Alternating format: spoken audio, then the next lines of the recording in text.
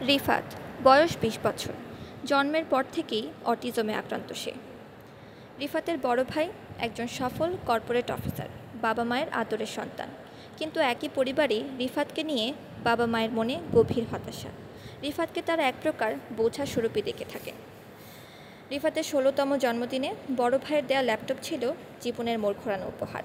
খুব অল্প সময়ের ব্যবধানে রিফাত হয়ে ওঠে একজন সুদক্ষ প্রোগ্রামার এবং বানিয়ে ফেলে একটি অভিনব ওয়েবসাইট। একটি নামকরা কোম্পানির সিইও মিস নাফিসা নিজেই জানতে চান কে এই তরুণ প্রতিভা, যার কাজ এত নিখুঁত ও ভিন্ন মাত্রার। অবশেষে তিনি রিফাতের বাড়ি পৌঁছে যান।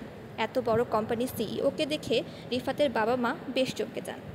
তারা তাদের ছোট ছেলেকে পরিচয় করিয়ে দেন সিইও নাফিসার সাথে। অটিজমে আক্রান্ত রিফাতকে দেখে প্রথমে কিছুটা বিস্মিত হলেও নাফিসা সিদ্ধান্ত নেন রিফাতকে তারা তাদের কোম্পানির লিড ওয়েব ডেভেলপার হিসেবে নিয়োগ করবেন।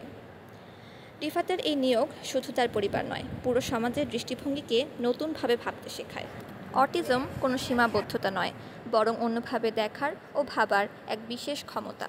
সঠিক দিক নির্দেশনা ও সুযোগ পেলে প্রতিটি মানুষই পারে পৃথিবীকে বদলে দিতে।